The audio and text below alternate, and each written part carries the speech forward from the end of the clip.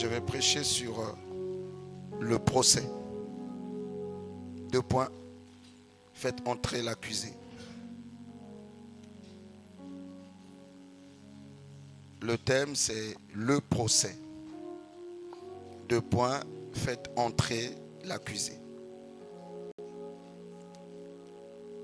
Si vous êtes une ancienne âme de puits de vie, je vous en supplie quand vous venez à l'église, ayez votre Bible et votre cahier pour noter les passages bibliques et noter les paroles que votre humble pasteur vous donne. Cela est important. Quand vous retournez chez vous à la maison, vous retournez méditer la parole. Amen. Vous qui êtes là, soyez bénis. D'autres sont encore au lit parce qu'il fait froid, mais la fraîcheur ne doit pas être un obstacle pour venir dans la maison de Dieu. On se tient debout. Jean chapitre 8, versets 1 à 10. Le thème, c'est le procès. 2 points, faites entrer l'accusé. Ça paraît bizarre comme un thème, mais c'est ça. Dis avec moi le procès. Dis ça fort, le procès. Faites entrer l'accusé. Jean chapitre 8, l'évangile de Jean, au chapitre 8, versets 1 à 10. Jean chapitre 8, verset 1 à 10. Je m'en vais lire. Jésus se rendit à la montagne des Oliviers. Mais, dès le matin, il alla de nouveau dans le temple. Et tout le peuple vint à lui. S'étant assis, il les enseignait. S'étant il les enseignait. Place-moi une chaise là. Ma chaise. Alors, les scribes et les pharisiens amenèrent une femme surprise en flagrant délit d'adultère. Anastasie, elle n'est pas dans l'adultère. Hein. Je fais seulement une scène. Et il la plaça au milieu du peuple. Tous les serviteurs, les jeunes serviteurs, venaient par ici, à la gauche de Mamalas. Les jeunes serviteurs qui sont dans la salle, faites vite, soyez vivants.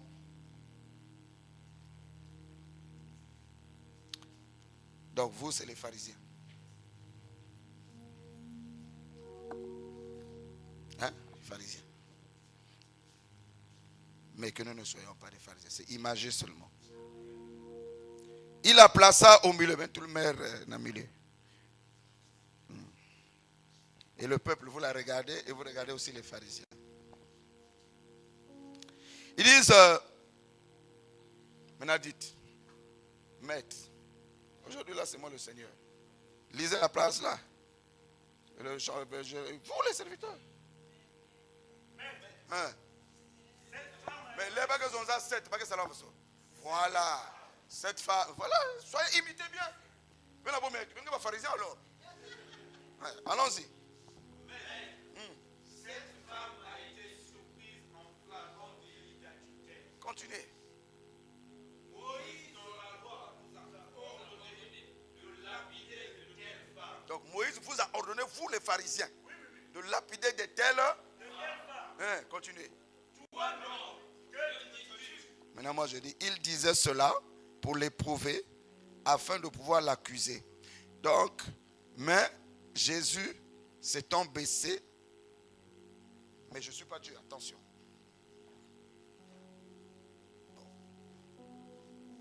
Jésus s'étant abaissé,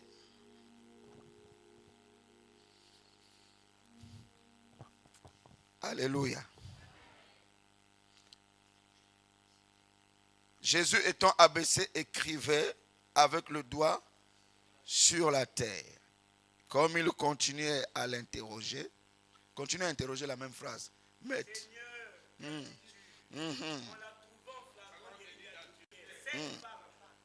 Répétez encore. On l'a trouvé en flagrant délit d'adultère. Il n'y a rien à faire, nous-mêmes on a vu. Toi tu dis quoi? Continue les enfants. Seigneur, cette femme, tu dis quoi? Moïse nous a appris qu'on trouve une femme comme ça, on la lapide. Nous on est prêts à la lapider. Maintenant toi tu dis quoi? Alors, que celui de vous qui est sans péché jette le premier la pierre contre elle. Il s'étant abaissé de nouveau, il écrivit sur terre. La suite, ouais, vous êtes intelligent. Donc vous dégagez. Vous dégagez, vous tous. Vous partez. Quand ils entendirent cela, accusés par leur propre conscience, ils se retirèrent un après un, depuis le plus âgé jusqu'au dernier. Et Jésus resta seul avec la femme. Alors, s'étant relevé, le voyant plus que la femme, Jésus lui dit, femme, où sont ceux qui t'accusaient?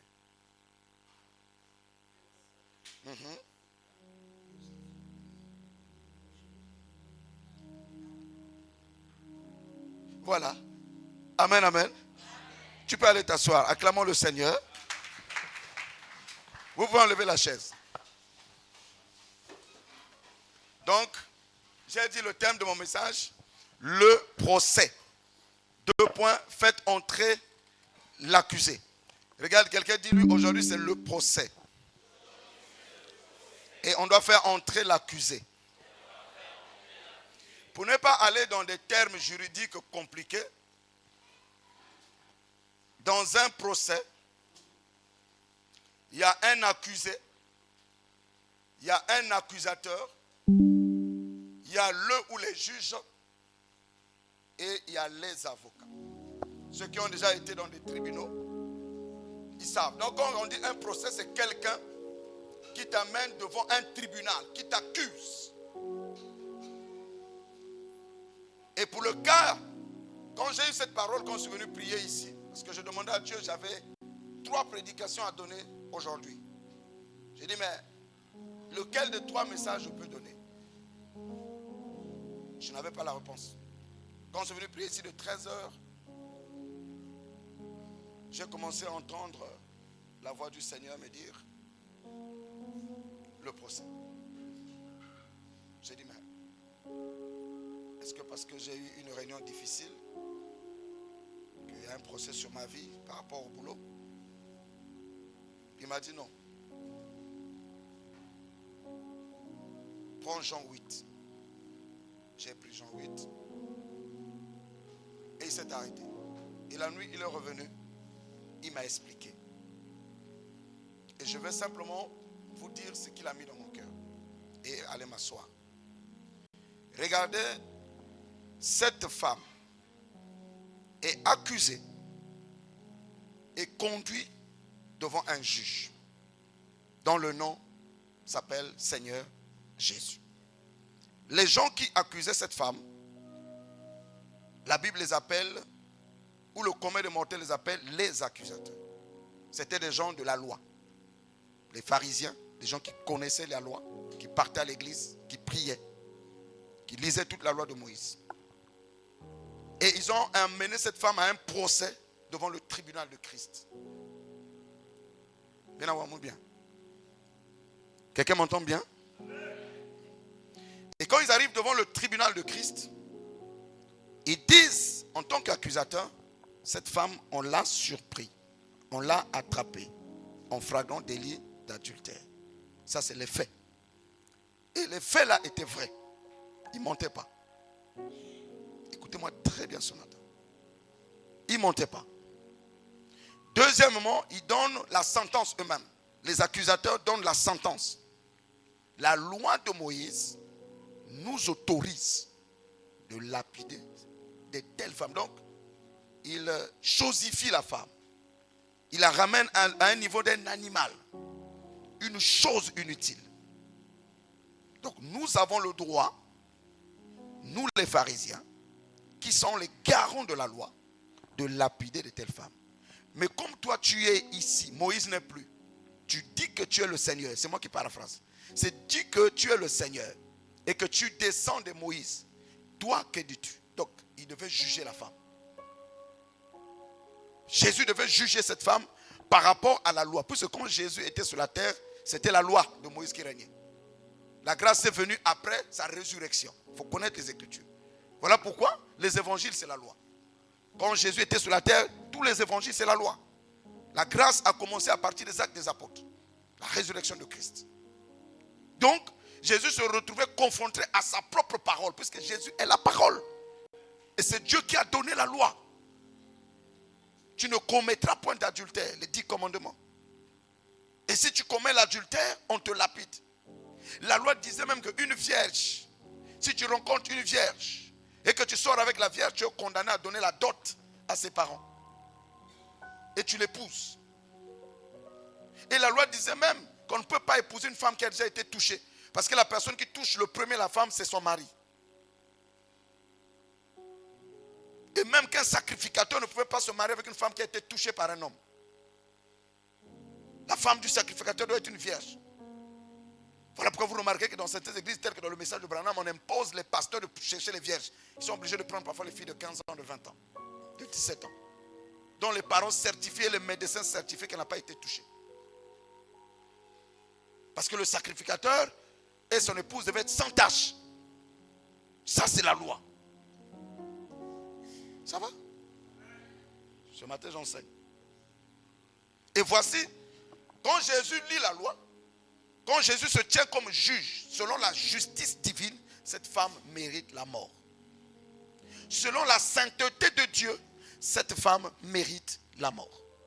Dieu est saint et il a dit aucun pécheur ne peut se tenir dans sa présence.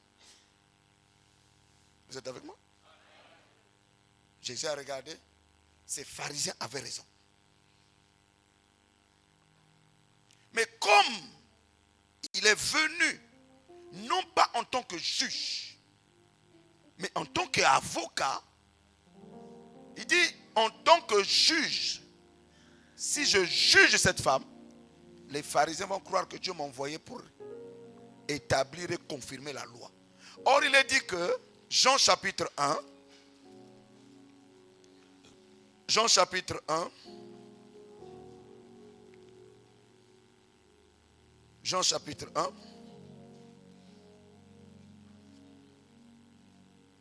tout le monde ouvre sa page, sa Bible, Jean chapitre 1. Que, fils et fais-moi la lecture. D'abord le premier verset.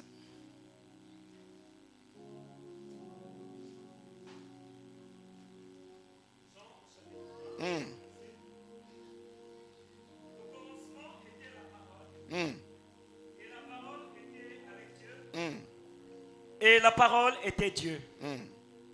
Elle était au commencement avec Dieu. Non, j'ai dit un. Au commencement était la parole.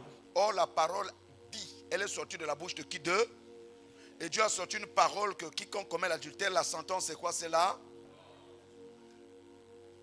Donc, Jésus, s'il devient juge, cette femme doit être tuée.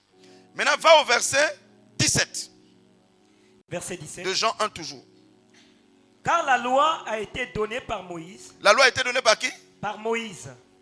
Et ensuite? La grâce et la vérité sont venues par Jésus-Christ. Donc, Jésus ne pouvait pas être juge en ce moment où la loi régnait. S'il rentre dans la justice, il perd sa mission de sauveur. Or, un avocat est par définition quelqu'un qui est capable de venir innocenter quelqu'un qui est coupable. Il y a des véritables avocats qui ont dédouané les coupables sur la terre de façon naturelle. Quelqu'un est coupable, un bon avocat change le procès et réussit à dire que cette personne-là n'est pas coupable des faits que vous le reprochez. Voilà pourquoi j'ai intitulé ça « Faites entrer l'accusé ». Ceux qui suivent la télé ont déjà suivi une émission comme ça où on parle de « Faites entrer l'accusé ». L'accusé ici, c'est la femme. Les accusateurs, c'est les religieux. Le juge et avocat, c'est le Seigneur Jésus. Ils sont devant un tribunal. Le Seigneur regarde, il dit, si je tombe dans le piège d'être juge, il va dire, voilà, on a annulé. Le diable voulait annuler la mission de Jésus. Alors là, il se tait. Voilà pourquoi il est important dans certaines situations de garder le silence.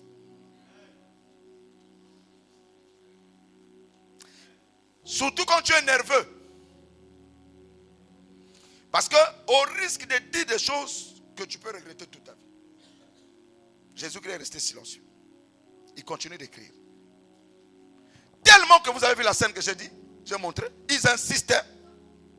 Jésus a dit, ok, c'est bon. On va faire comme vous voulez. Comme vous voulez vivre selon la loi. Voici aussi ce que la loi dit. Celui qui est digne de juger doit être sans faute.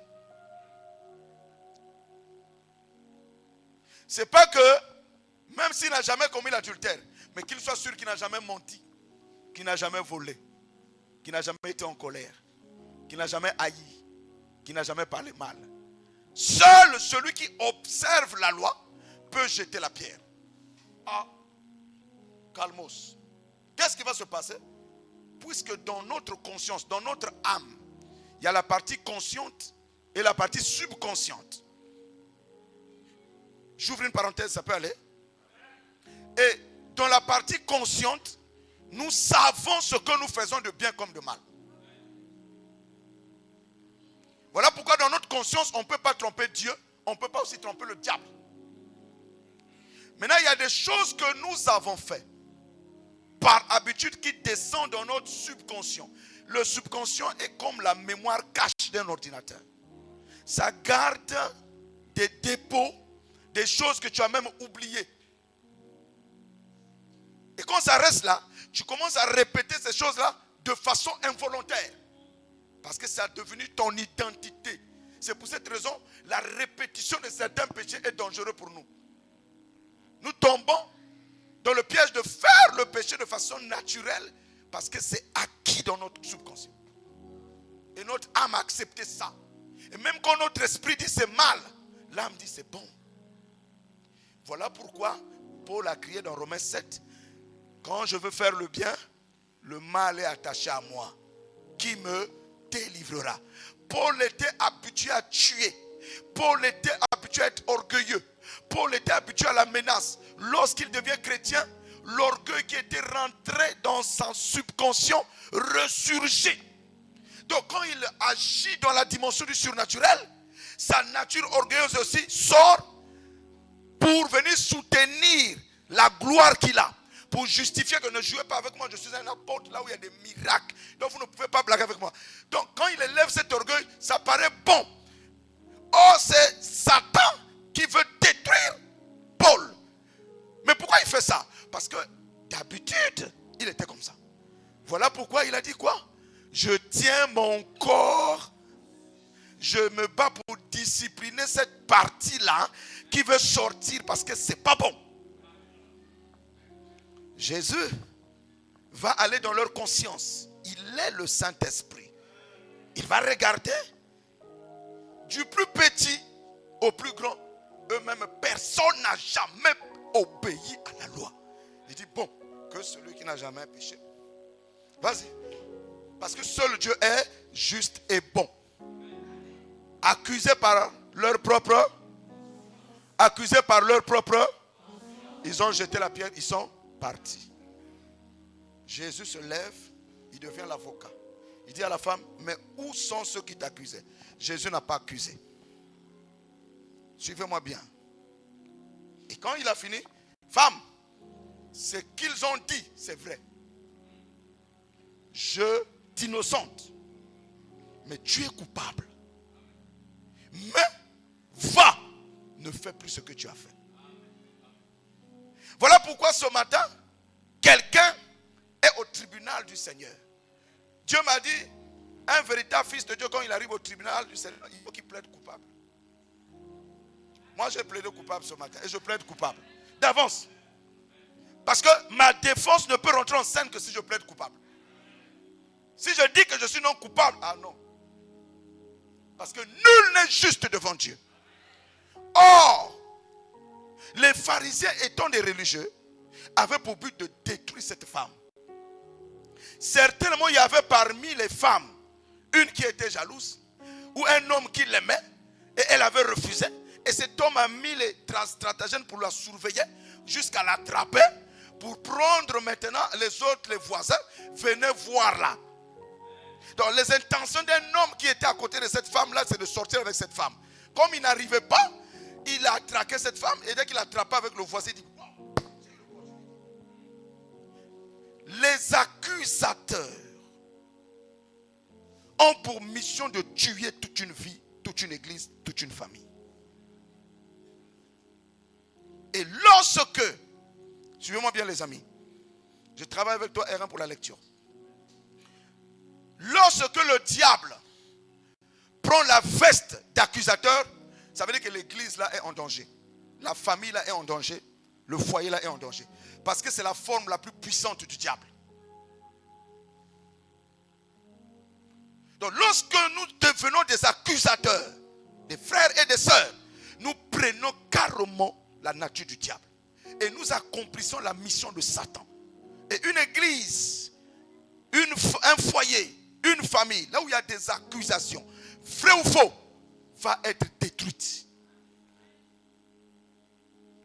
Apocalypse chapitre 12, versets 7 à 11. Le lecteur, rapidement.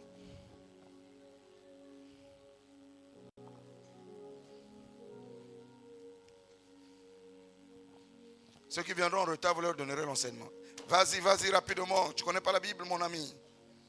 12, 7 à 11. Apocalypse 12, 7 à 11. Tout le monde a sa Bible ouverte. Quand il ouvre, si vous ouvrez, c'est une étude. 7 à 11. Oui. Et il y eut une guerre dans le ciel. Michel et ses anges combattirent contre le dragon. Écoutez-moi bien. Ils combattent contre qui? Le dragon. Ensuite, et le dragon et ses anges combattirent. Mais ils ne furent pas les plus forts. Et leur place ne fut plus trouvée dans le ciel. Arrête-toi par là, tu peux t'asseoir. Frères et sœurs, le diable s'appelle le dragon. Le diable s'appelle le monstre marin. Le diable s'appelle le Léviathan. Avant qu'il soit diable, il s'appelait Lucifer, l'astre brillant. Et le diable s'appelle aussi le serpent ancien. Et lorsque le diable prend la nature du serpent ancien, il devient accusateur. Et lorsque le diable t'accuse, frère, accuse une sœur, accuse quelqu'un, tu es en danger de mort. Parce que, retenez ça, la forme la plus dangereuse de Satan, c'est l'accusation. Lorsqu'il prend la veste d'accusateur. Souvenez-vous qu'il a accusé Job devant Dieu. Que Dieu aime trop Job. Il est venu chuchoter à l'oreille pendant que Dieu était assis avec les anges. Il a dit à Dieu, Job obéit à la parole parce qu'il est riche. Parce que tu l'as béni. Parce que tu lui as donné les moyens. Voilà pourquoi il t'aime. Donc le diable peut venir t'accuser devant Dieu pour dire, si tu as maison, si tu as voiture, si tu as mari, si tu as des moyens, voilà pourquoi tu aimes Dieu. Si on t'enlève tout ça, tu n'aimeras plus Dieu. C'est l'accusation qu'il a portée contre Job. Et il a poussé Dieu à mettre Job à l'épreuve. Vous connaissez l'histoire? Amen ou pas amen?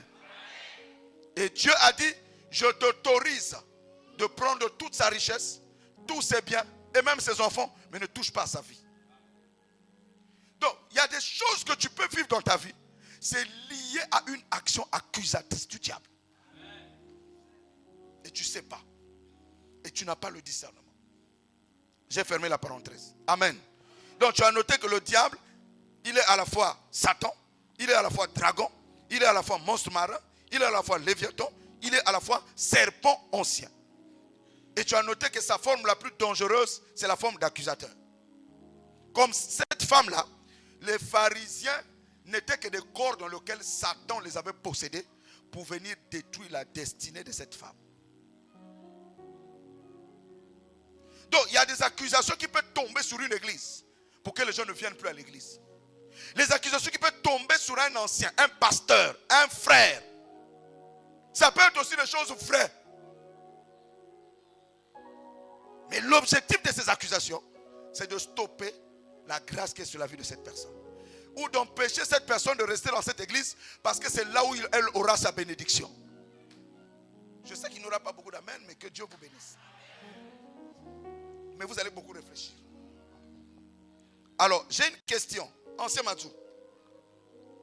Le ciel est censé être un endroit de paix, un endroit de joie, un endroit de vie, où il y a la présence de Dieu. N'est-ce pas? Mais d'où vient que là-bas au ciel, là où il y a Dieu lui-même, avec les séraphins, sorte une guerre? Il faut arrêter parfois. Le combat ne vient pas de la terre. La guerre ne vient pas de la terre. La guerre a commencé là-bas. Mais qui a commencé cette guerre? J'ai posé la question à Dieu. Mais Seigneur, comment là où toi-même tu es, là où il y a ta présence, il y a guerre. Et moi, ici sur la terre. Là où il y a tous les démons sur la terre. Là où il y a tous les hommes, chacun a son caractère. Chacun a son comportement. Chacun a sa façon de penser. Chacun a sa vision. Quel genre de guerre dans laquelle nous allons nous trouver? Mais qu'est-ce qui a provoqué la guerre? Ézéchiel 28, versets 12 à 15. Ézéchiel 28, versets 12 à 15. On va aller voir l'homme, le combattant là, qui a commencé à combattre Dieu là-bas. Ézéchiel 28, 12 à 15. Après, on reviendra sur l'Apocalypse après. Ézéchiel chapitre 28, Oui. 12 à 15. Vas-y, mon bien-aimé. Fils de l'homme, prononce une complainte sur le roi de Tyr. Tu lui diras, ainsi parle le Seigneur l'Éternel. Tu mettais le sceau à la perfection. Tu étais plein de sagesse, parfait en beauté. Tu étais en Éden, le jardin de Dieu. Alléluia, doucement. On est en train de décrire Lucifer. C'est qu'il est. Il était comment? Il était plein de sagesse, parfait en Plein, beauté. Lucifer, plein de sagesse. Lucifer, parfait en beauté. Donc quand on décide le diable noir, non, le diable n'est pas noir. Le diable c'est une belle femme, c'est un bel homme. C'est un esprit puissant. Continue. On raconte sa nature. Il était comment? Il mettait le sceau à la perfection. Quand les anges adoraient, j'ai déjà expliqué ça ici, Lucifer venait mettre le sceau pour dire ouais, cette adoration c'est bon, ça passe. Ça là, ça passe pas. C'était un séraphin, un archange, un ange de haut rang. Il était le maître de l'adoration, le patron de l'adoration. C'est lui que tu peux lier pour mettre dans une bouteille. C'est lui que tu peux lier nuit et jour dans ta maison. Il ne faut pas jouer. Cet ange-là, il était au même rang que l'archange Michael, le chef de l'armée de l'Éternel. Lui, il est le chef de la musique. Il est le ministre des arts, de la culture, de l'éducation, de l'enseignement, de l'instruction. Ministre d'État, chargé des finances, du trésor, du ciel. Puisqu'il était couvert d'or. Mais ce ministre d'État-là va préparer un coup d'État au ciel. C'est Dieu. Coup d'État. Continue. Donc quand j'entends les gens prier, Satan, je te lis. Il ne faut pas prier comme ça. On ne peut pas lier Satan. On le résiste par la foi. Satan sera lié pendant 1000 ans par un ange puissant. Michael lui-même descendra.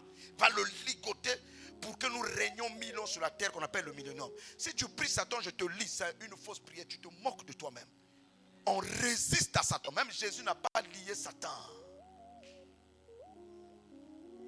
Vous savez pourquoi beaucoup de gens finissent païens, finissent dans l'occultisme? Parce qu'ils rentrent dans des combats spirituels avec des forces Ces forces-là sont au-dessus de toi. Il y a des démons que Dieu a retenus dans la Bible jusqu'à aujourd'hui, qui ne peuvent pas sortir. S'ils sortent, l'homosexualité que vous voyez là, ça va se multiplier en 40 fois. Enoch a vu ces démons. On les appelle les néphilins. Des esprits bizarres qui peuvent s'incarner dans une femme et sortir avec un humain. Dieu les a ligotés de fous, mais ils sortiront pour la bataille d'Armageddon. Voilà pourquoi, mon ami, restons accrochés à Christ. Ne rentrons pas dans des combats démons. C'est trop dangereux. Citons Christ. Au moins nous sommes cachés en lui. Je ne sais pas si tu as déjà vu un démon. Quand j'ai vu ça, tous les jours j'ai la crainte de Dieu. Seigneur, que je sois caché en Christ. En toi. Parce que si tu vois même un démon qui t'apparaît, tu vas oublier le nom de Jésus. Tu as peur. Je sais de quoi je parle. Continue. Je vous fais pas peur, hein? Je vous réveille seulement. Ézéchiel 28, verset 13. Uh-huh. Tu étais en Éden, oui, le jardin de Dieu. Il était là où il y a la présence de Dieu, à l'Éden. Continue. Donc aujourd'hui, mon cher frère, une église peut avoir une onction puissante, mais c'est Lucifer. Le combat aujourd'hui, ce n'est pas que quelqu'un prêche bien. Lucifer prêche. Les démons prêchent. Les fils de Dieu prêchent. Nous sommes une génération difficile pour discerner. Est-ce que la voix qui parle, c'est Dieu ou c'est Satan? Nous sommes à un âge où Satan fait des miracles. Les démons font des miracles. Écoutez-moi, c'était difficile aux apôtres de savoir que la femme qui avait l'esprit de Python, que c'était le Python, puisqu'elle était tous les jours derrière les apôtres, et elle a prêché la parole. Elle a annoncé au peuple que ces hommes sont des vrais serviteurs de Dieu. Écoutez-les. Ce qu'elle disait était vrai. Elle ne mentait pas. Donc moi, quand un homme, un prophète, un bishop, un défunt me dit quelque chose qui est vrai, je refuserai de le croire. Ce qu'il dit c'est vrai, mais qui parle en lui? C'est ça que l'église doit savoir. On ne peut savoir ça qu'un prédestiné. Je vais vous le montrer dans la Bible. Il faut naître du ciel pour savoir que celui qui parle, c'est vrai que ce qu'il prophétise est juste. Qu'est-ce qui remplit les églises aujourd'hui? C'est quand l'homme qui parle dit des choses vraies, prophétise le jour de ta naissance, te donne même l'âge de ton grand-père qui était décédé, quand il était décédé, où il était décédé. C'est tellement parfait. Tu es séduit. Je dis ça, c'est le prophéticos. Mais lui sait que c'est pas, il n'est pas de Dieu. Il est là pour son ventre. Paul a regardé.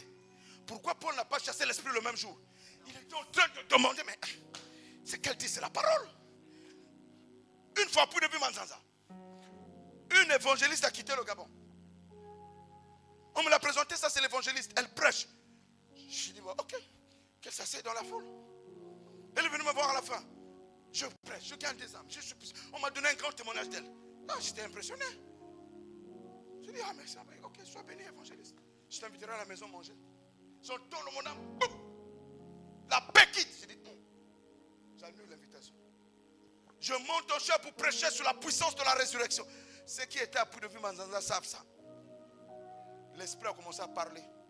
Je sors d'elle. Ici, à la puissance de la résurrection. On a fait sa délivrance. À la fin, elle a dit à un ancien, je croyais que c'était Dieu, mais c'était le bois de la famille. Paul est resté des heures, des jours pour discerner l'esprit. Si Paul, toi et Michel, soyons humbles, ça c'est Paul est resté plusieurs jours. Et toi et moi, nous avons discerné. Vous devez discerner quel est l'esprit qui me parle, quel est l'esprit qui me conduit. Et vous devez discerner l'esprit qui conduit toute personne que vous suivez, que vous regardez même à la télé. Paul a dit, il s'introduira des loups cruels détruiront le troupeau. Mais qui saura que ça c'est un loup? Mais quand Paul était monté au 3e ciel, il a entendu des paroles de Dieu. Et que Dieu lui-même l'avait appelé. Quand il regarde, on enlève la peau. Il regarde, caramba, serpent. Il dit, ah, le Léviathan était dedans. Paul lui dit, sors. Est-ce que Paul a damé? Il y a comme nous, on transpire, c'est rien. Pou! L'esprit est sorti. Les gens viennent à Kizinga, prophétie que Dieu avait. Maman, Zonsko. Ah, qui me dit avec eux?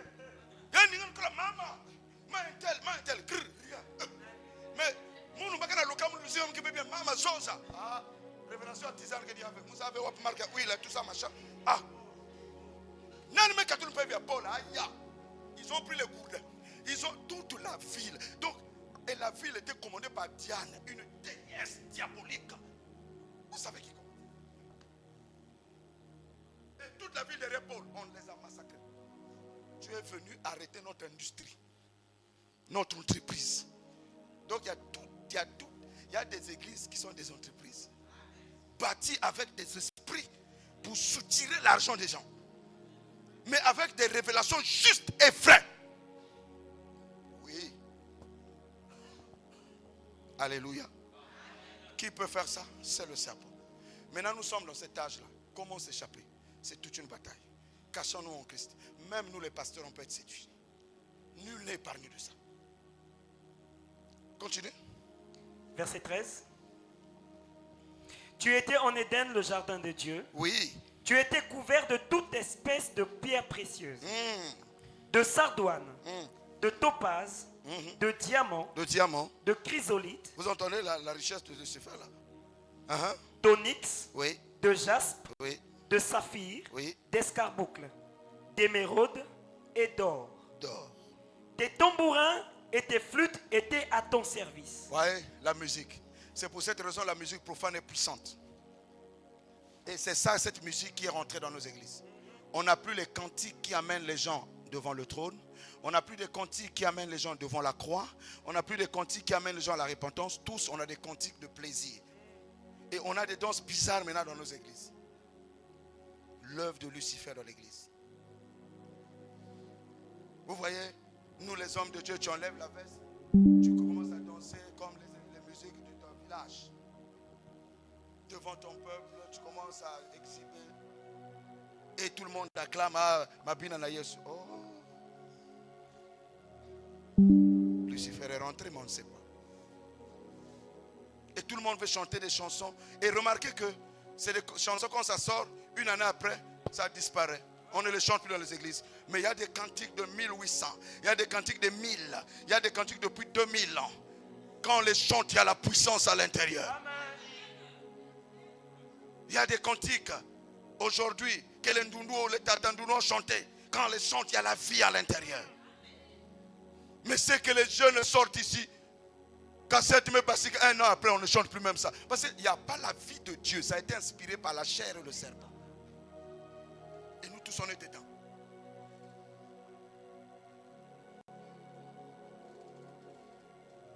Continue.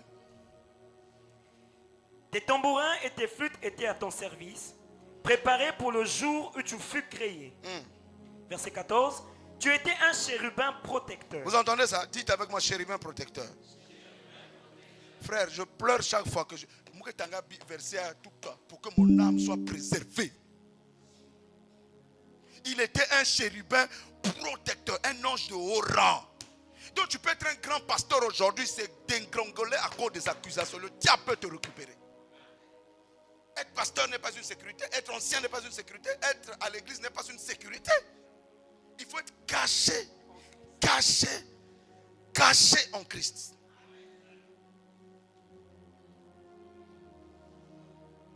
Continue. Aux ailes déployées. Waouh. Je t'avais placé et tu étais sur la sainte montagne de Dieu. On l'a placé où? Sur la sainte montagne de Donc Dieu. dans la présence de Dieu. Un niveau élevé. Quel amour. Tu as aimé Lucifer. Hein? Comme toi et moi, Dieu nous aime. Quelle sera notre fin? Ensuite. Tu marchais au milieu des pierres étincelantes. Tu as été intègre dans tes voies. Hein, répète, tu as été comment? Tu as été intègre dans tes voies. Pour la monnaie, virgule, pour la frein.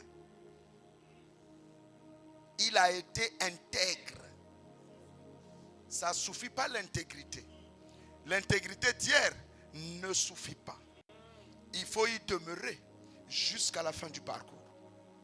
Un homme, un ange intègre. Oh, le frère là, il est droit. Vérifiez bien. Le frère là n'aime pas le péché. Vérifiez bien. La sœur là est droite. Vraiment, elle aime Dieu. Vérifiez bien.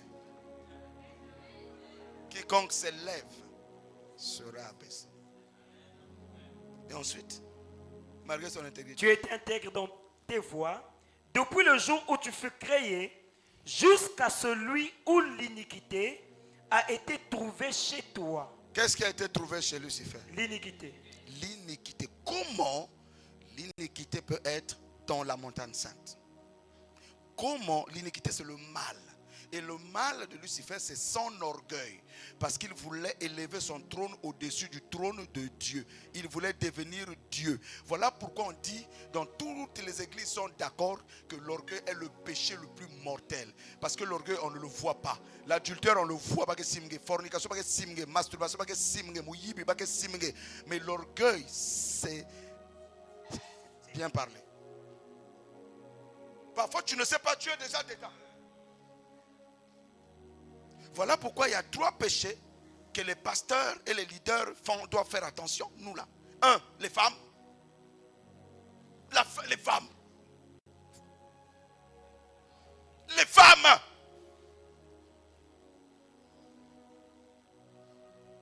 Les femmes.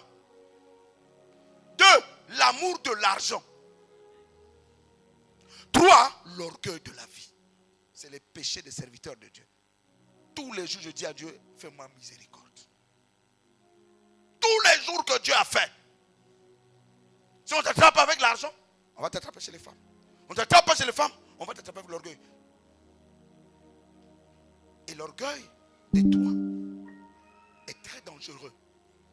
Suivi de l'amour de l'argent. Suivi des femmes. Parce que la Bible dit l'amour de l'argent est la racine de tous les maux. Les pasteurs empoisonnent les pasteurs à cause de l'amour de l'argent. Les églises se divisent, mais on fonde l'église à cause de l'amour de l'argent.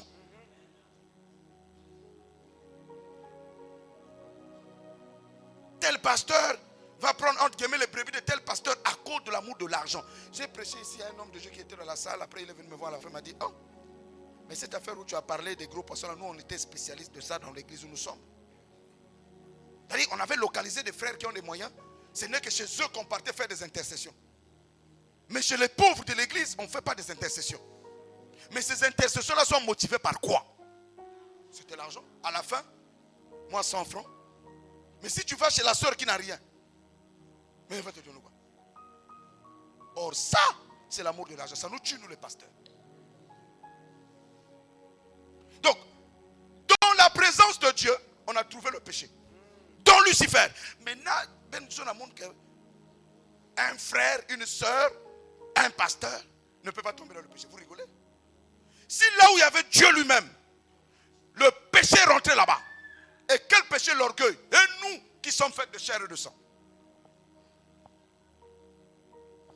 Quand tu arrives là, tu comprends pourquoi il y avait eu la guerre au ciel. Parce que quand Lucifer, étant orgueilleux, voulait prendre la place de Dieu, Dieu dit, il ne peut pas avoir 2 dieux. Je t'envoie sur la terre. Va te débrouiller là-bas. Si les humains vont te donner leur trône, vas-y. Il a été chassé. Et quand il est descendu du ciel, il est arrivé sur la terre. La Bible dit, il est animé d'une grande colère. Et son travail, c'est rentrer maintenant dans les églises, posséder les gens, détruire la créature de Dieu. Il vient faire la guerre aux saints, à ceux qui gardent les commandements. Et il vient nous faire des procès tous les jours. Et il fait que nous puissions avoir des procès les uns envers les autres. L'apôtre Paul dit, il n'est pas bon que les frères puissent avoir des procès entre eux. Et lorsque Dieu me disait ça, puits de vie, je vous en supplie.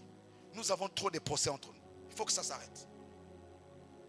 Dieu m'a dit, les personnes qui vont continuer avec les procès, il ils vont croiser Dieu. Les procès tuent l'église. Les accusations tuent l'église. Tu viens, écoute la parole par rapport à toi-même. N'écoute pas pour aller dire, bah, prêcher. Une façon de venir prêcher contre un gay. Je ne prêche jamais contre quelqu'un. Et je prie que Dieu m'en garde, parce que la chair n'est pas un endroit où de venir régler le compte à quelqu'un. Si un frère ou une soeur a quitté l'église, ne parle pas du mal de cette église. Vous aussi ne parlez pas du mal d'un frère qui quitte l'église. Parce que tous ceux qui quittent ne sont pas forcément faux. Il y en a qui sont frères, leur temps est arrivé. Il y en a qui sont aussi des démons. L'accusation tue les relations. Regarde ton frère, dis-lui, finis les procès ici dans cette église. Finis les accusations ici, là. Je vais veiller sur ça en tant que pasteur de l'église. Parce que ça va tuer les enfants de Dieu. Et ça va tuer le ministère et on ne va pas avancer. L'accusateur, c'est Satan. Un frère, une soeur ne peut pas être un accusateur. Nous sommes les protecteurs des uns et des autres. Nous ne sommes pas des accusateurs. Si je ne te plais pas, viens me parler. Si ta soeur t'a fait du mal, va le parler. Et faites la paix, c'est fini. Vous êtes avec moi? Je peux continuer? Et regarde celui qui est derrière toi, il dit, j'espère que ce n'est pas toi l'accusateur. Celui qui est devant, peut-être c'est... Ça doit commencer par moi, le pasteur. Je descends par mon vieux là. Et toute l'église, on ne doit pas être des accusateurs. Un accusateur, c'est celui qui cherche les fautes sur les autres pour aller les diviser. Nous ne sommes pas à la recherche des péchés des frères.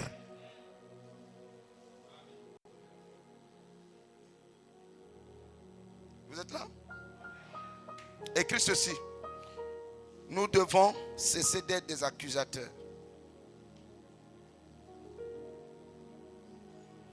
Galates 6, 1 à 5. Il faut qu'on arrête avec les procès sur les autres. Ce n'est pas pour ça que Christ nous a appelés. Non. Christ ne nous a pas appelés pour nous faire des procès. C'est pas ça. Galates 6, versets 1 à 5. Lisons. Oui. Frère, Bombarde. si un homme vient à être surpris en quelque faute, Michel, si un homme, hein? Donc si toi tu me surprends dans une faute, est-ce que quelqu'un m'entend? Amen. Venez trop calme. Peut-être il n'y a pas l'onction. Mais je ne vois pas les offrandes, donc je dis que ça ne rentre pas.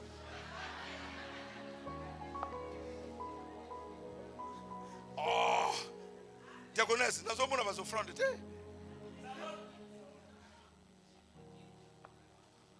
Papa Brice, je ne vois pas les offrandes. Hein? Donc il n'y a pas l'onction alors. Hein? Vas-y, si un homme vient d'être surpris en quelque puis de vie en quelque, qu'est-ce qu'il faut faire? Accusez-le. Ah, bah non, mais diminuer. Vas-y. vous qui êtes spirituels, Oh, je veux parler. Est-ce qu'il y a des hommes et des femmes spirituels à puits de vie? Amen. Vous qui êtes Spirituels, faites quoi? redressez-le avec un esprit de douceur. Donc si je viens, Michel m'attrape dans une faute, s'il est spirituel, il doit me redresser avec douceur. Il ne doit pas aller voir maman Nas pour dire, notre pasteur a fait ça. Il devient un accusateur. Puisque c'est lui qui m'a surpris dans la faute. Pourquoi il ne peut pas me redresser avec douceur? Cela veut dire que lui-même, il n'est pas spirituel. Il est mordu par le serpent. Et il va voir maman Nas pour dire, notre pasteur a fait ceci, a fait cela. Il devient un accusateur. Mais la Bible dit ceci. Si tu attrapes ta soeur, si tu attrapes ton frère dans quelques fautes, dans quelques péchés, dans quelques erreurs, si réellement tu es spirituel, tu dois le redresser avec douceur. Frère, ce que tu fais, ce n'est pas la parole. Sœur, ce que tu fais, ce n'est pas la parole. Fais un effort de changer. Je vais t'aider dans la prière pour que ta marche la change. Prions le Seigneur. Et tu avales la faute de ton frère, tu avales la faute de ta soeur, tu n'en parles à personne. Tu jettes dans la mer de Dieu. Or, c'est pas ce que nous faisons. Oh, tu as entendu? On dirait que, il paraît que, il semble que. Allez, quelqu'un va encore tendre bien l'oreille. Et après on en dit, il paraît que, il semble que, les que là, il paraît que, on a dit. C'est ça les accusations qui tuent tout un ministère.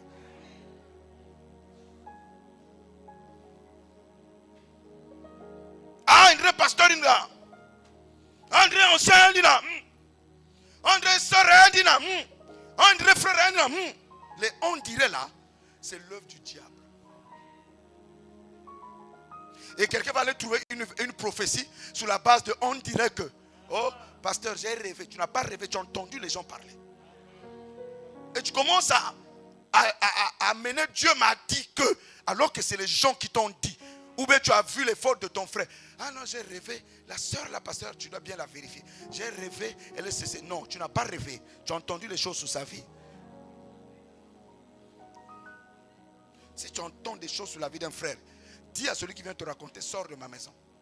Tu viens me tuer. Tu m'amènes la mort ici, là. Ce n'est pas une bénédiction.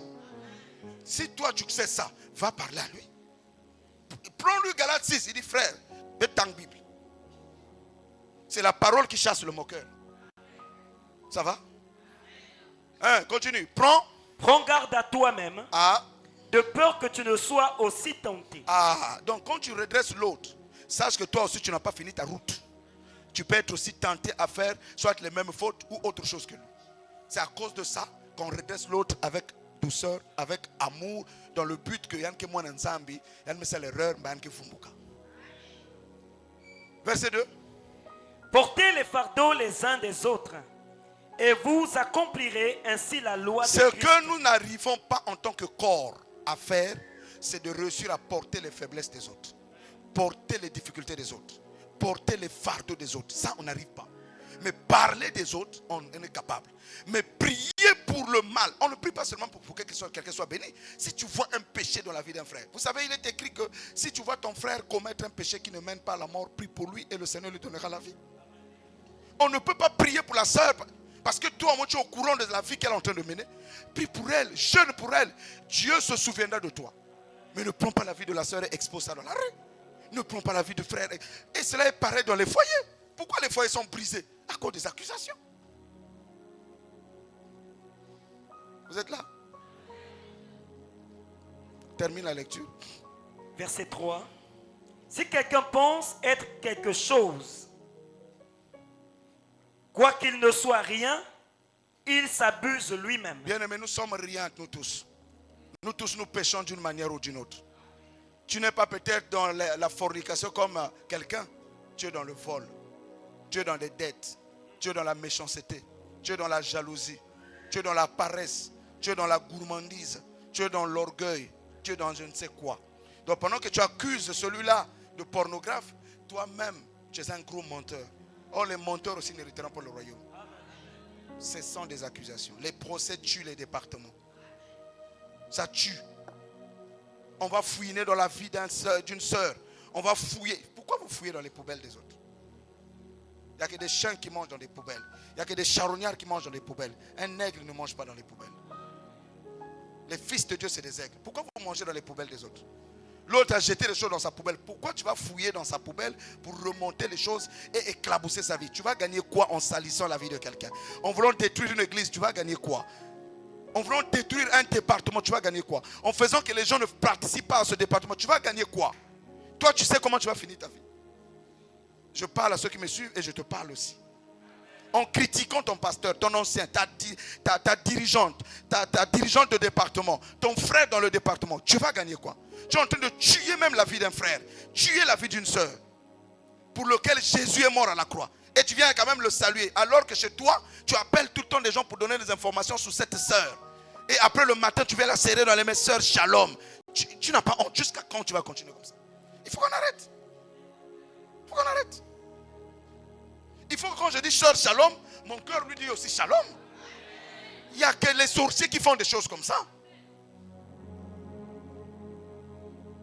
Dieu nous jugera tous. Tous. Verset 4. verset 4, que chacun examine ses propres œuvres, et alors il aura sujet de se glorifier pour lui seul et non par rapport à autrui. Verset 5, car chacun portera son propre fardeau. Est-ce que c'est la parole? Je dois examiner ma propre vie en tant que pasteur. Parce que je dois répondre par rapport à moi-même devant Dieu. Ce n'est pas toi qui viendras me juger, mais c'est Dieu qui me jugera ce jour-là. Donc si je te trompe, je me trompe moi-même. Tu dois examiner ta propre vie. Il est temps que chacun porte ses propres péchés devant Dieu. Arrêtez de porter les péchés des autres chez les gens. Toi-même, tu en as trop. Toi-même, tu as des combats. Tu n'es pas encore marié. Tu n'es pas toujours guéri. Tes affaires ne marchent pas. Cherche d'abord Dieu au lieu d'aller calomnier les gens jusqu'à fatiguer. Tu gagnes quoi dans ça? Aïe. Toi-même, tu n'as pas fini avec tes péchés. Mais tu vas aller prendre les péchés des voisins. Mes amis, réfléchissons. Vous voyez comment l'accusateur nous met en prison. Toi-même, ta vie, tu as besoin de lire la Bible. Tu n'as pas besoin de prendre ton téléphone, d'informer toute la République de tout ce qui se passe dans tel département, de tout ce qui se passe à Puy-de-Vie. Qu'est-ce que tu gagnes? Quand tu as fini de nous détruire, Dieu va te détruire. Parce que celui qui détruira l'œuvre de Dieu, Dieu le détruira. Et j'ai souvent dit, même quand tu as été bien avec un frère, vous n'êtes plus bien, ne va pas prendre les choses que vous étiez en train de dire ensemble, d'aller dire aux gens. Avale ces secrets-là. Tu seras béni. Ce n'est pas bien de trahir les gens. Vous regardez, Dieu a frappé les gens. Je ne vais pas aller dans la Bible encore pour vous dire des gens qui ont été frappés à cause des accusations. Dis à quelqu'un, porte tes propres péchés.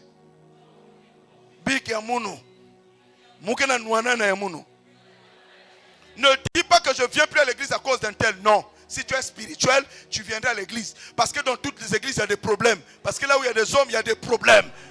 Il n'y a pas une église sainte. Il n'y a que des hommes et des femmes saints. Le problème, il est là. Ne dis pas que je ne viens pas au département parce que la tête de telle soeur ne me plaît pas. Et ta tête plaît à qui? Si on prend chacun de nous, on ouvre nos vies, qui tiendra devant Dieu? Moi, mes péchés,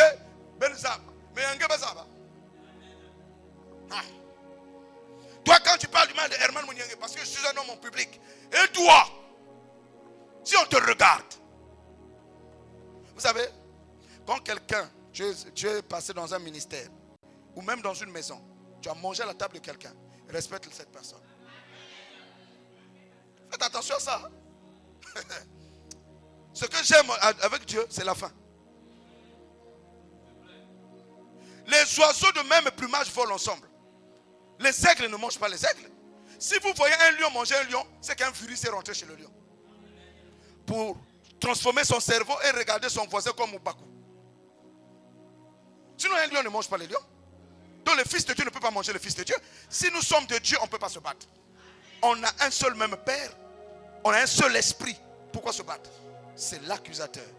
Et comme avait dit mon père spirituel, l'accusateur a... Proverbe 6, verset 16 à 19. Le temps me persécute, c'est fini. Rapidement, rapidement. Est-ce que vous pouvez me donner juste 10, 15 minutes? Proverbe 6, verset 16 à 19.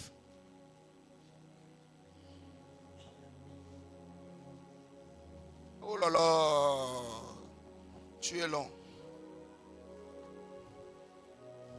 Proverbe chapitre 6, 16 à 19. Il y a 6 choses que est l'Éternel. 6 choses que est l'Éternel. Et même 7 qu'il en a en horreur. Écoutons ces choses. 1. Les yeux hautains. L'orgueil là. 2. La langue menteuse. La langue menteuse. Dieu est ça. 3. Les mains qui répandent le sang innocent. La méchanceté. Tuer les autres avec ses mains et sa bouche et son cœur. 4. Le cœur qui médite des projets iniques. Un cœur méchant et mauvais qui pense du mal des autres. Les pieds qui se hâtent à courir au mal. Les pieds qui ne restent pas à la maison, qui courent pour aller ramener des mauvaises nouvelles. Dieu ne nous a pas donné les pieds pour amener les mauvaises nouvelles. Dieu dit qu'ils sont beaux les pieds de ceux qui annoncent l'évangile. Mais nos pieds, c'est pour aller annoncer Ngewaka. À la chorale, il y a ici. Chez les mamans, il y a ça. À la jeunesse, il y a ci. Chez les anciens, il y a ça. À l'église, il y a ceci de diabolique, de démoniaque, de machin. Est-ce que c'est le ministère là que Dieu t'a donné? Non. Il nous a donné les pieds pour annoncer la bonne nouvelle du royaume. Amen. Mais nous utilisons nos pieds pour être des ambassadeurs du diable, des accusateurs. Et enfin, Le faux témoin qui dit des mensonges. le faux témoin, un accusateur qui dit des mensonges.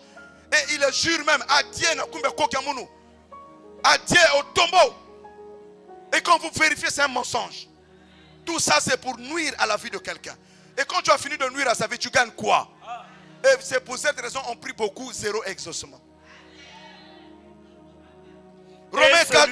Et celui qui excite des querelles entre frères. Celui qui excite des querelles entre des frères. Donc si tu es là, ta mission, c'est réveiller les poubelles. C'est créer des conflits. Tu es vaincu. Parce que c'est un démon, c'est un esprit de serpent. On ne peut pas exciter des luttes, des querelles, des discussions, des divisions entre les frères. Le culte finit. Ah, il a prêché sur ceci. C'est sûr que Ninanga Manisonziao. Au lieu de prendre la parole pour ta transformation, tu prends la parole pour dire, comme vous savez dans l'église, Ninanga a prêché Basuriaye. Et jusqu'au jour où quand tu vas dire, Ninanga a prêché Basuriaye, bah, ne mettez pas tout kitinu. Bah, ne mettez pas tout l'ulimi. Bah, tu tombes, tu meurs. L'enfer. Dieu est patient, il est miséricordieux. Mais quand vous faites des procès dans l'église, Dieu se lève et vous combat. Moi, j'ai plaidé coupable. C'est tout. Toi, tu plaides non coupable. Ça, c'est ton problème avec le Seigneur. Romains 14, 4. Il est écrit là-bas.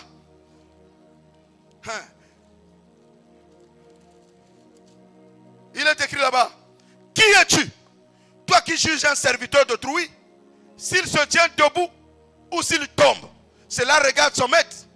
Mais il se tiendra debout, car le Seigneur a le pouvoir de l'affermir. Je parle à tous les chefs de département. Tenez-vous debout dans la présence de Dieu. Abattez les accusations. Je parle aux frères et sœurs de Puits de Vie. Remettez en cause les accusations du diable.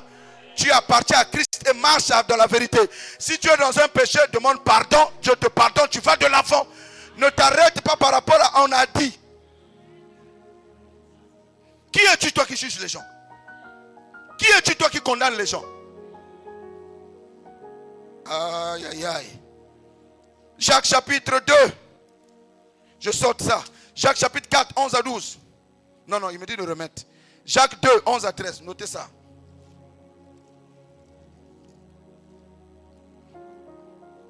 Jacques 2, 11 à 13. Et rien déjà démodé. Voilà. En effet, celui qui a dit, tu ne commettras point d'adultère, a dit aussi, tu ne tueras point. Or, si tu ne commets point d'adultère, mais que tu commets un meurtre, tu deviens transgresseur.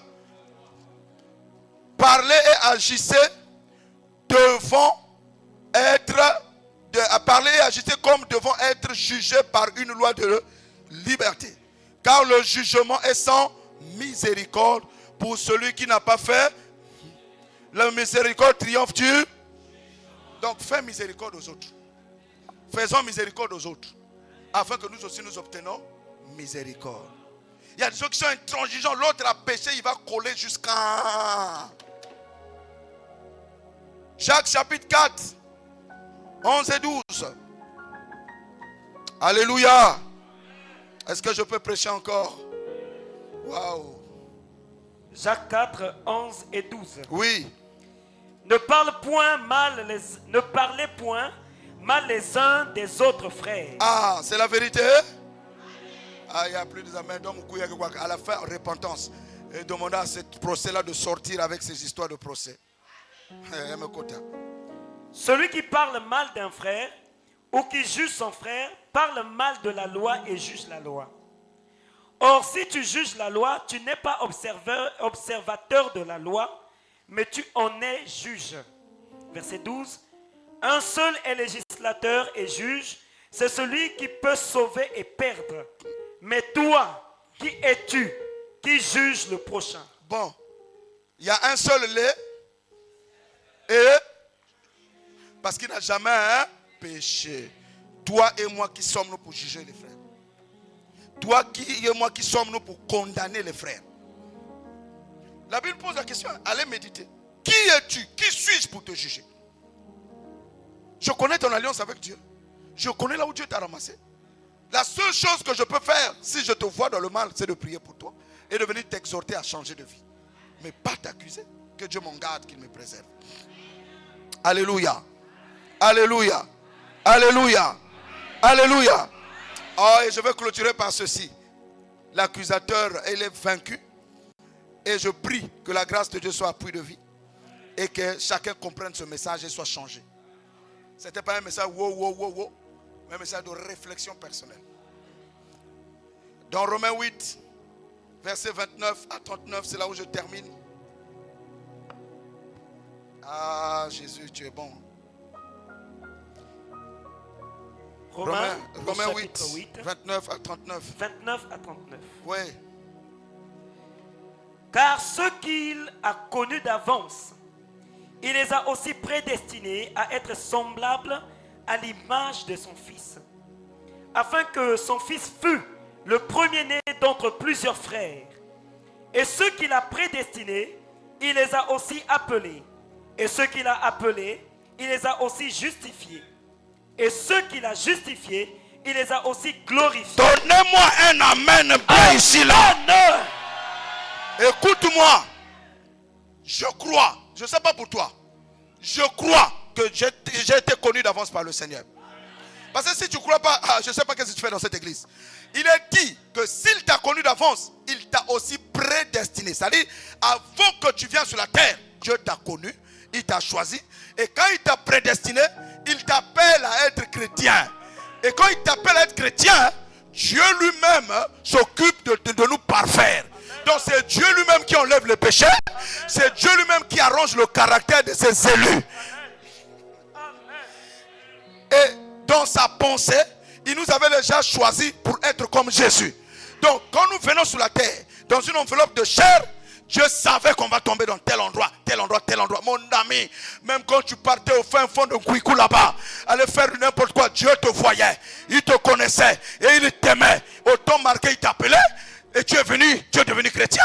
Et Dieu travaille maintenant à te perfectionner. Maintenant, pendant que Dieu veut te perfectionner, le diable va venir t'accuser que toi tu n'es pas digne. Il faut refuser. Moi, je suis digne d'être appelé fils de Dieu. Je suis digne d'être appelé fille de Dieu. Parce que mon Dieu travaille comme un architecte, comme un sculpteur qui fabrique les statues. Il est en train de me tailler et me donner la forme. Et chaque fois qu'un fils de Dieu pêche, Dieu t'amène à la correction. Il te corrige. Alléluia. Oh, y a-t-il des prédestinés ici? Amen. Ce que j'aime, quand tu es prédestiné, il t'appelle. Quand il t'appelle, il te justifie. Il te déclare non coupable.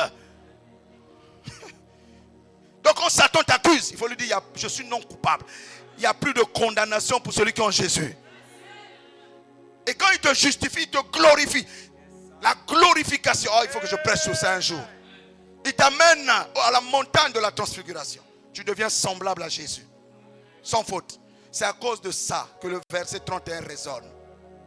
Que dirons-nous donc à l'égard de ces choses? Si Dieu est pour nous, qui sera contre nous? Toi-même réponds à la question. Continue. Lui qui n'a point épargné son propre fils, mais qui l'a livré pour nous tous, comment ne nous donnera-t-il pas aussi toutes choses avec lui? Quand quelqu'un me dit je ne vois pas la gloire de Dieu, mais comment tu ne peux pas voir la gloire de Dieu? Comment tu ne vois pas la gloire de Dieu? Christ est mort, il est ressuscité, il est tout pour toi. Continue. Qui accusera les élus de Dieu? Y a-t-il des élus de Dieu dans cette église? Amen. La Bible dit qui t'accusera? C'est l'accusation qui te pousse à ne pas faire le ministère, à ne pas faire l'œuvre de Dieu, à dormir avec des insomnies, avoir l'hypertension, avoir l'hypotension, avoir des soucis. Qui accusera les élus de Dieu? C'est Dieu qui justifie. Verset 34. Oui. Qui les condamnera? Christ est mort.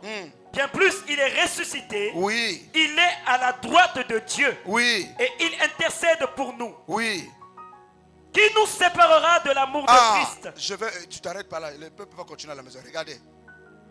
Il est à la droite de qui? Ce que j'aimerais dire pour clôturer. Le Seigneur a dégagé Satan de sa droite. Il a positionné Jésus-Christ à sa droite comme un intercesseur et un avocat, défenseur. Il intercède pour nous nuit et jour parce qu'il connaît nos faiblesses. Et il est l'intercesseur infatigable. Quand nous dormons, lui il intercède pour nous. Il dit: Père, j'ai versé mon sang pour cela. Aide-lui à marcher, à devenir meilleur. Que Dieu nous aide à devenir de meilleures personnes. Que Dieu nous aide à quitter la vie du péché, la vie de souillure. Que Dieu nous aide à quitter les accusations. Que Dieu nous aide à quitter la honte. Que nous ne soyons pas des occasions de chute des gens. Que Dieu nous aide à être parfaits dans son amour. Que Dieu nous aide à porter les fardeaux des autres. Que Dieu nous aide à prier les uns pour les autres. Que nous quittons ces choses-là, tenons-nous debout. Demandons l'aide au Seigneur. Que le Seigneur nous aide dans notre marche. Tiens-toi debout. Commence à prier: Seigneur, aide-moi dans ma marche. Que je ne sois pas un accusateur. Que je ne sois pas celui qui met l'autre à terre. Aide-moi. Intercède pour moi. Tiens-toi debout rapidement. Tiens-toi debout. Tiens-toi debout. Aide-moi, Seigneur. Commence à prier pour ta vie. Aide-moi à ne pas être dans l'accusation. Aide-moi à ne pas être un accusateur. Aide-moi à sortir de la culpabilité, de la condamnation. Apprends-moi à être une meilleure personne, Seigneur. Seigneur, aide-moi à porter les fardeaux de mon frère. Seigneur, aide-moi à redresser mon frère avec un esprit de douceur. Seigneur, aide-moi à ne pas être une pierre d'achoppement, une occasion de chute d'un frère, d'une sœur. Seigneur, aide-moi à être meilleur. Seigneur, aide-moi à abandonner la convoitise des yeux, la convoitise de la chair, l'orgueil de la vie. Seigneur, aide-moi à abandonner l'amour du monde. Seigneur, aide-moi à abandonner les mauvaises voies. Oh Dieu, aide-moi à pardonner. Aide-moi à prier pour les autres. Aide-moi, Seigneur, à jeûner, prier pour les autres. Aide-moi. Aide-moi, Seigneur, à vivre ta parole. Donne-moi la capacité d'être meilleur, Seigneur. Que je ne sois pas l'auteur de destruction, l'auteur de querelles, l'auteur de divisions, l'auteur de critiques. Non, Seigneur. Que je ne sois pas l'occasion de chute de ma soeur, de mon frère. Non, Seigneur, aide-moi à être une meilleure personne. Tu m'as prédestiné à être ton enfant d'adoption par Jésus. Tu m'as choisi dès avant la fondation du monde pour que je sois meilleur. Tu m'as choisi pour que je sois pur et vrai. Alors, Seigneur, parfait ma vie, redresse ma vie, éduque ma vie, taille-moi, Seigneur. Oh oui, comme l'argile est entre les mains du potier, je me mets dans tes mains pour que tu me donnes la forme qui te convient. Ce qui déplaît à tes yeux, enlève ça. Ce qui attriste mes soeurs, mes frères dans ma vie, enlève ça, Seigneur. Ce qui attriste ton peuple, ton église, dans ma marche, dans ma bouche, dans ma langue, Seigneur, enlève ça, oh Dieu. Fais de moi une meilleure personne, un vrai pasteur, rempli de sagesse, rempli de vie, rempli de douceur, rempli de patience, rempli de maîtrise de soi, aimable, aimant, Seigneur, tous les jours de ma vie, oh Dieu. Change mon cœur, que mon cœur soit frais dans ta présence. Brise mon cœur, que mon cœur soit frais dans ta présence. S'il te plaît, Seigneur, sois la force de ma vie, sois la capacité de ma vie, soit que je sorte de choses abominables, que Christ commande, que Christ domine, que Christ dirige toute ma vie, que je ne ressemble pas à Lucifer, pris par l'orgueil de la vie, Seigneur. Oh, je m'humilie devant ta sainte présence, Seigneur. Oh, j'ai peur de ta sainteté, j'ai besoin de ton amour, parce que dans ta sainteté, je suis indigne. Mais dans ton amour, tu me prends et tu me laves dans le sang de l'agneau. Comme l'enfant prodigue, je m'incline à tes pieds. Je viens, Seigneur, que je sois dans tes bras d'amour. Ne me laisse pas m'éloigner loin de ta sainteté, de ta pureté, de ta vérité, de ta droiture. Ne laisse pas mon frère s'égarer loin de ta face.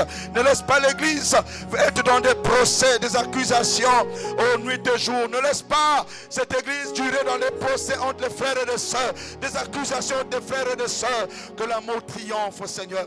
Que la sainteté triomphe, que la paix triomphe, que l'unité des cœurs triomphe, que la réconciliation des cœurs triomphe, que la joie des foyers triomphe, que la joie des couples triomphe, la joie dans le département triomphe.